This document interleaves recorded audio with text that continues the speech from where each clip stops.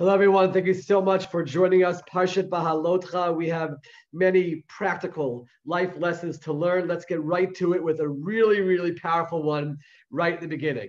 We start the Parsha, Perachet, Pasuk Bet, Daber el Aaron v'marta elav Behaalotcha et hanerot. Aaron HaKohen, the Kohanim are giving the mitzvah of taking care of the menorah in the Mishkan, then the Beit HaMikdash. Rashi says, why does the Parsha of the menorah come right after the dedication of the Mizbeach that we had at the end of Parshat Naso? When Aaron saw all the princes of each tribe dedicating these korbanot for the Mizbeach, Chal Shadaito, Aaron was actually bothered. His heart felt weak, his mind felt weak, that he was not part of that. Lohu v'lo shivto, the Levium were not part of that at all. It was all the other tribes. Amar lo HaKadosh Baruch Hu, God says to him, Chayecha, by your life, you're going to get a beautiful thing as well. You're going to get a greater thing. Atam madliko metivot hanerot. You're going to be in charge of the menorah, and that is going to come in its place. One example, in the very beginning of the parsha, of someone who wanted something spiritual very badly, and God gave him something. Let's fast forward, though, to Parak Tet Pasuk Zayin. We have the story of Pesach Sheni. There were people who were impure. They couldn't do the Pesach on the day that the rest of the Jews were doing the Korban Pesach. They come to Moshe and they say, Lama Nigara, why should we be less off that we can't bring the Korban? We want to be part of this. What happens? Something called Pesach Sheni is created, where a month later, on the 14th of Iyar, they are able to do the Korban Pesach as well. Think for a moment about these two stories. One is Aaron wanting so badly to be part of the spiritual elevation of the dedication of the Mizbeach, and Hashem says to him, you want something so badly? Here it comes. You have the menorah for the rest of time. You have these people who were impure. They were not able to bring the Korban Pesach. They come to Moshe and they say, we want to be part of this. We don't want to be left out of this spiritual elevation. Pesach Sheni is created. You see so clearly from over here that if someone wants something spiritually, you have passion for it, you have a drive for it, Hashem will open doors for you to be able to do it. But we also see the reverse in this week's Parsha. Parak Yud, Psukim Chav Tet Tulam and Bet, we have this unbelievable conversation between Moshe and Yisro, where Moshe says to him, we're going to the place that Hashem has promised us. Come, v'heitavnu, it'll be good for you. And what does Yisro say? Lo elech, I'm not going to go. Kil artzi muladati, I'm going to go back to my homeland. Moshe says, no, please come. It's going to be great. It's going to be wonderful. And the story ends right there. Did Yisro come with the Jewish people? Did he not come with the Jewish people? There's a dispute about what actually happened in the end. But the Torah doesn't tell us that. Rabbi Moshe Eisman, one of my Rebbeim in Ner Yisrael, pointed out that if the Torah doesn't tell us the end of the story, that means the eternal message is just from the conversation itself. We can learn something just from the conversation. And what can we learn from that? That here is Moshe Rabbeinu himself promising Yisro everything he can want. And Yisro still says, no, I'm going to hold off on that. I'm not going to be a part of it. Here you see the opposite. That if you don't want the spiritual elevation, if it's not something which is coming from inside of you, it's never going to happen. God doesn't come and give people spiritual inspiration without them wanting something on their own. We don't grow spiritually just because God comes and gives us a gift of spiritual elevation. It has to come from inside of us. So Behaalotcha, the parsha which talks about when you're going up, spiritual elevation, we have both sides of the equation over here. If you don't want the spiritual elevation, it is never going to come. But if you want it badly enough, this is really lesson number one. If you want that spiritual growth and you take those steps towards Hashem and you demand that you can bring the Korban Pesach, you demand that you be part of everything that's happening in the Mishkan, Hashem will open up doors and actually new creations can come into play. Pesach Sheni didn't exist before. It only came into play because the people that were Tameh demanded for it. Lesson number one, let's desire that spiritual growth. Let's have the passion for it. Let's take the steps for it, and Hashem will come in, and Hashem is going to help us out. Moving on to lesson number two. In Pasuk, Parak Chet, Pasuk Tet, it's important to look at this Pasuk. Chet Tet, it talks about the Levium taking over their role. And listen to what it says. It really sticks out. Vayetnat haLeviim netunim la'aron ulbanav mitoch b'nei Yisrael la'avodat avodat b'nei Yisrael ba'ol moed l'chaper al b'nei Yisrael v'lo yeh b'nei Yisrael negef v'geshet b'nei Yisrael el hakodesh. 5 times. 5 different times that the word b'nei Yisrael is mentioned in this pasuk. That's talking about the Leviim ascending to their position. Rashi points it out. Hey Pab and Nemar, it mentions it here. Why? Lohodia chibatam. To mention God's love for the Jewish people. Why is God mentioning his love for the Jewish people in this specific pasuk? Says the Chedushei Harim, Lefishakan medibrar al b'chirat al Leviim. The Leviim are being chosen lematarot miyuchadot, to have special roles. Vayachshash, there was a fear shechalesh datan sheyisrael, that the rest of Bnei Israel will see the Leviim getting in this high position, and they'll feel like, wait a minute, maybe we're not so worthy. We're not such good people. Their spirit will be brought down. Hashem went out of his way to say, B'nai Yisrael, B'nai Yisrael, B'nai Yisrael, to show the love that he has for them, to show them that they have great value as well, which is lesson number 2. 2 sides to this. Number 1 is certainly the value that every Jew has, and we should never look at the hierarchy in terms of the roles that people have and feel less because of it. Every single group has its role. Everyone has its value. But to me, it's a step further to this lesson. It's a sensitivity that Hashem had to Bnei Yisrael. He saw that one group is being elevated. That could hurt the other group. I have to go out of my way to raise them up, and they shouldn't feel in any way diminished by what's happening to Levi. How many times in our lives we have siblings, we have amongst our children, one might be going to a higher level here or there, this position, whatever it is, to always have the sensitivity to make sure that every single person feels their value. Their value is not because of the title. It's not because of the position. It's because of who they are. B'nai Yisrael, B'nai Yisrael, B'nai Yisrael. We have to make all of our children, all of our students, everyone around us feel great, even if they're not being elevated to a certain position here or there. Go out of our way to have sensitivity to raise them up. Make sure that every single person feels their value. Hashem did it for B'nai Yisrael there. We can do it throughout our lives. Lesson number 2. Lesson number 3. A pasuk which in and of itself, the lesson just jumps out at us. Parak Tet Pasuk Chaf. Al pi Hashem yachanu ve'al pi Hashem yisau. This amazing idea that should really guide us throughout our lives. Bnei Yisrael moved when Hashem told them to move. They camped when Hashem told them to camp. Everything was based on God, to live our lives with that. Says the Shlach HaKadosh, though, going a step further, aside from this, the general idea of let Hashem and the Torah be your guiding light and your compass. The Shlach says, Mikan Remez, Sheyazkir ha'adam b'chol inyanav b'chol pulatav et Hashem. Shem Hashem. We should be mentioning Hashem's name all the time. And he lists, Baruch Hashem, Im Yirtzeh Hashem, Be'ezrat Hashem, with God's help. Thank God.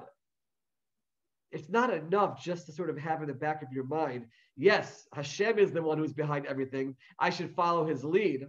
To actually articulate it, to say it. Sefer told us, Yitzchak says in Parshat Vayikra, Perak Yadalid, V'lachein nahagu b'haschalas kol ksiva lichtov bezrat Hashem.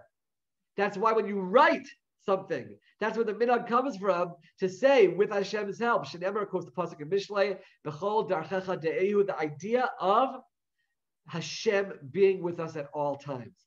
That it's not just enough to say it and to believe it, but to live it by saying Baruch Hashem, Be'ezrat Hashem.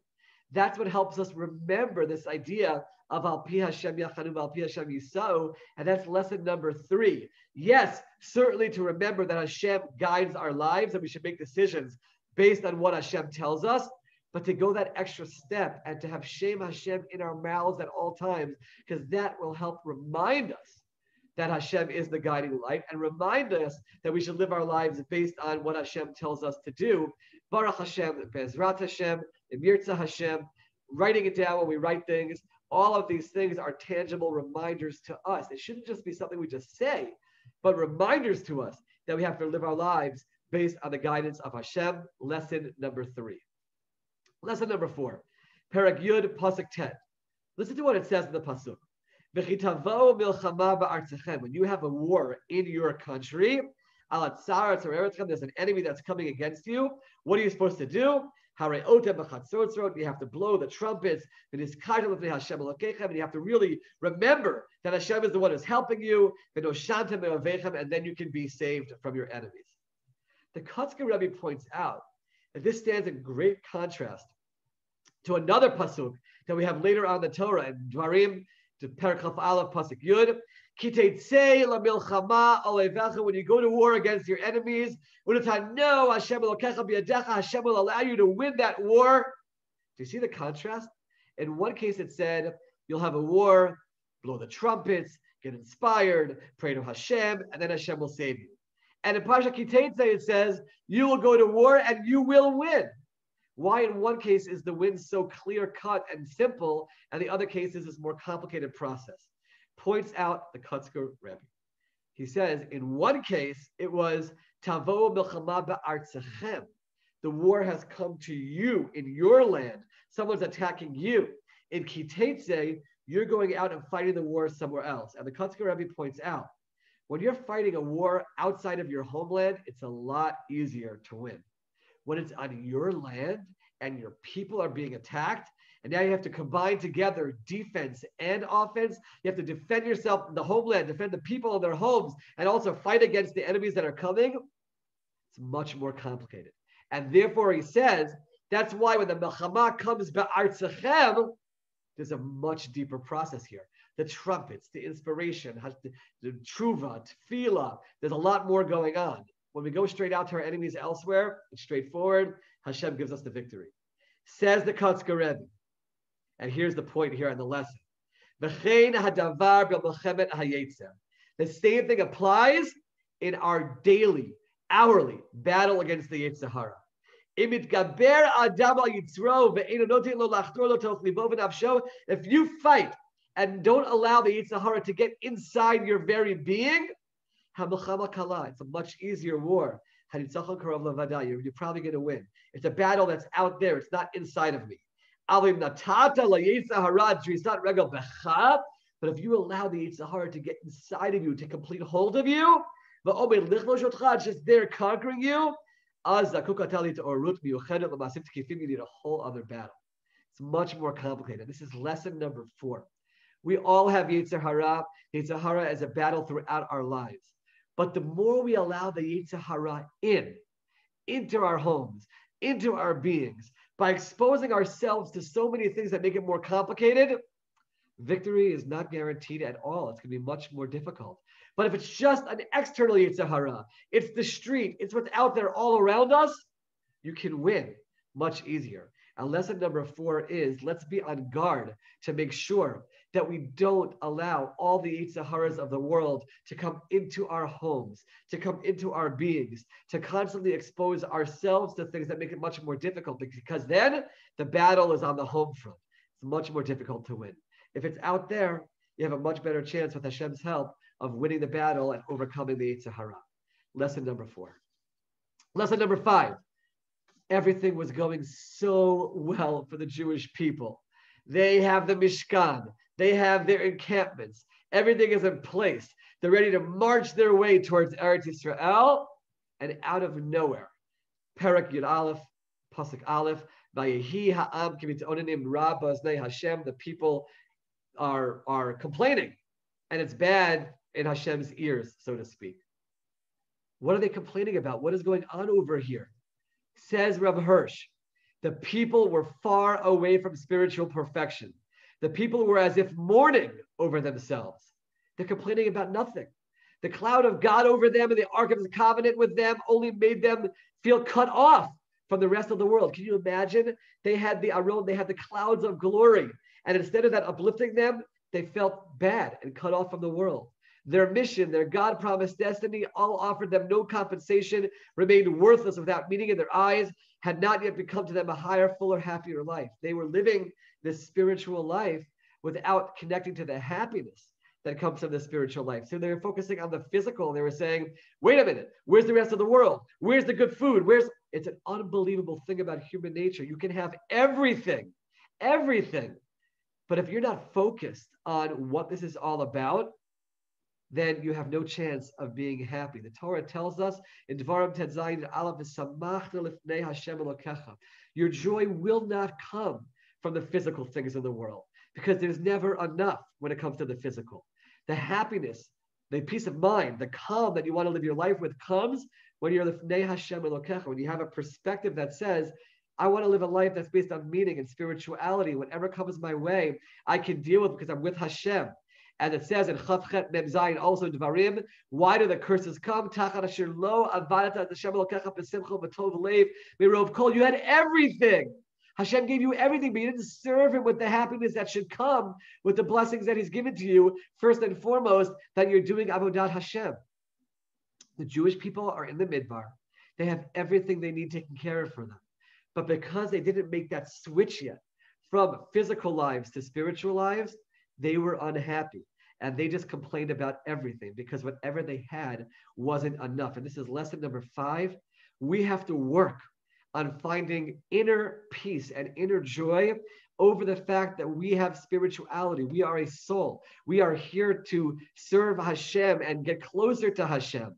And with that, that will give us the power to be happy, to be positive in all situations. Yes, of course, deal with whatever emotions come our way. And we're supposed to be sad and in mourning when things are low, when we have losses and when things don't go our way. But you can also have an overriding feeling of calm and happiness because we are serving before Hashem Elokecha. But if not, if you don't have that sense of spirituality, if you don't have that sense of connection to God, if you don't have that meaning driving your life, you will complain about everything. And your daily life will be complaining and complaining and complaining. Who wants that?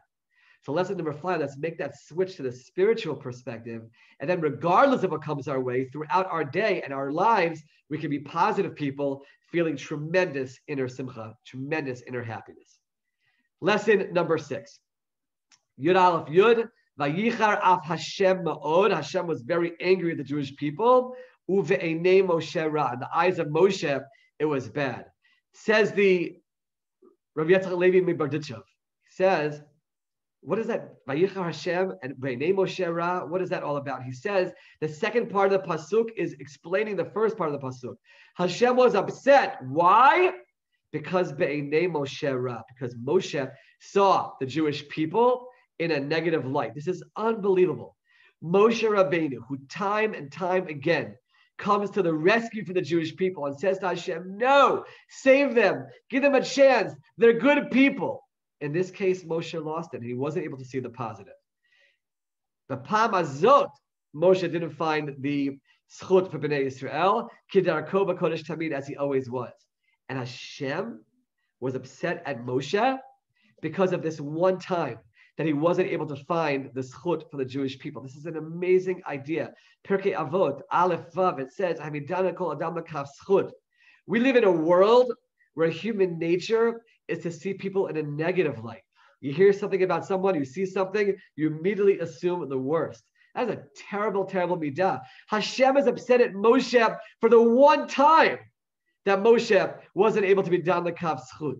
Think about ourselves and how often we are not that way. Lesson number 6 is to work on always seeing the positive. It's expected of us in every situation not to judge people in a negative light, to recognize that people have failures, people have flaws, to see the whole person, at kol ha'adam l'kav zchut, and give people the benefit of the doubt, and always recognize that even if you think you see failures, you don't have the full story, to be there for other people by being down the kav zchut. Moshe Rabbeinu was like that for us almost all the time. Let's learn from Moshe Rabbeinu and Hashem's complaint against Moshe in this one case, and always be down the kav zchut. Lesson number 6. Lesson number 7. Bamidbar Yud Aleph Yud Zayin, pasuk says, "V'yaradati v'dibarti imcha." Hashem says, "I came down and I spoke with you." Says Rashi, "Zu achat mi eser yeridot aktuva b'Torah." This is one of the 10 times in the Torah where it describes Hashem coming down to the Jewish people. Each time that happens, we have to understand why. Why does that happen over here? Says Rav Hirsch, what happened over here? The Jewish people just sinned terribly, terribly. They wanted the meat. They wanted physicality. They wanted to fill their physical drives. And they're stuck in this low place. You know what happens when they're stuck in this low place? An amazing thing. Hashem comes down to them and says, here, I'm here with you. As we talk about all the time in Elul and the Yamin Ra'im, Dirshu Hashem bi'matzo karota bi'atakarov. Seek out Hashem when he's close to you. Based on the pasuk Yeshaya Nun Hey Vav. Seek out Hashem. He's there. He's close to you. He wants to be with you. Hashem comes down to help bring us up. This is an amazing idea because a person can do something which is wrong and they know that it's wrong. Everybody sins. Everybody makes mistakes. And it's human nature to sort of wallow in those failures and let them bring us down. And Hashem says, no, no, no. Just the opposite. I am going to come down to you and bring you out of it. Hashem comes to help. So first of all, lesson number 7, we have to recognize that Hashem is there to help us and get us out of the muck when we make those mistakes. But another step as well. Let's ourselves be there for other people. If Hashem, so to speak, brings himself down to bring with us when we sin, what do we do when we see other people around us who have their failures? It seems to be human nature to run away from it. I don't want to be any part of that person or anything. Just the opposite. Love, Avat Yisrael, I'm here for you. How can I help you in this situation? Just like Hashem does for us, we have to do for others as well. And that is lesson number 7. First of all, recognize Hashem comes to help you in your time of need and spiritual failure. And number 2, let's be there for other people, just like Hashem is for us, and be there for them in their time of failures and help lift them up. Lesson number 8. We have the story of Miriam, Yud Bet Aleph, Miriam and Aaron speaking Lashon Hara about Moshe Rabbeinu. By the way, this will connect to lesson number 7 as well. It says the pasuk in Yud Bet Tedvav, Vatisager Miriam michutz lamachaneh shivat yamim. Miriam had to leave the machaneh for the 7 days. This unbelievable ramification of Lashon Hara. She has to leave the camp, and all the Jewish people have to wait for Miriam. We don't talk very often about how significant the Avera of Lashon Hara is. We have a whole thing about Lashon Hara, don't speak Lashon Hara, but how serious it is. The Chavetz Chaim, in the introduction to Sefer Chavetz Chaim, says, if you really look into Lashon Hara or Chilut, Nimsa, you're going to find you're going to find that speaking Lashon Hara is a violation of pretty much every single Avera in the Torah of Bein Adam L'Chavero, between man and his fellow man. Every single one is being violated. The Harbe Bein Adam Makom and many Averas Bein Adam Makom. If I'm not mistaken, Chavetz Chaim lists about 14 negative commandments and 17 positive commandments that are being violated when a person speaks Lashon Hara. This is serious business. Lashon Hara is really, really bad. It really hurts people. It destroys lives. And therefore, there's 31 at least averot, a mitzvah that a person transgresses when a person speaks Lashon Hara. When we read this parsha this week and we hear about Miriam and Aaron and the consequences for Miriam, let's not just read it as a story, but lesson number 8, let's begin to really internalize the horrific nature of the Avera of Lashon Hara and the horrible damage that it causes the other person who you're speaking about. And it's our nature, sadly, to gossip and just speak about people. We don't realize how much damage we're causing and also how much damage we're causing ourselves because we are transgressing so many Averot when we speak Lashon Hara. Lesson number 8, let's all try to take upon ourselves to be better in this realm and not speak badly about other people. Finally, lesson number 9. Bamidbar Yud Bet Yud Gimel, what does Moshe Rabbeinu do when he sees that Miriam is afflicted?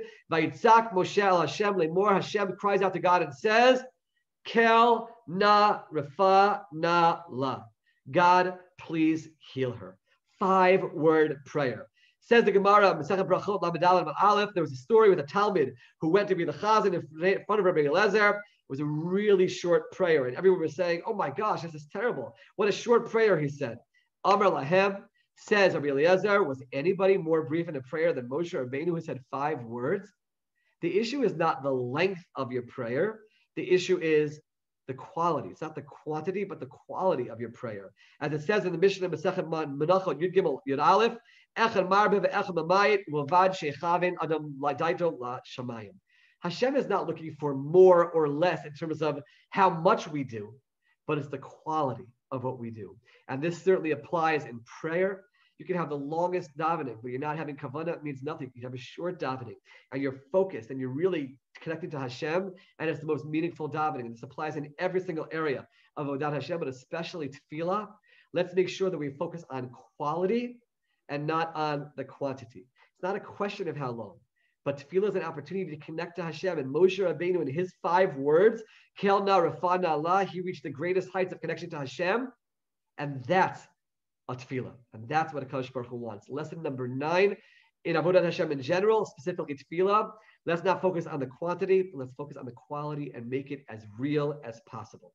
Especially in davening, really connecting to Hashem, even if it's just for a few moments.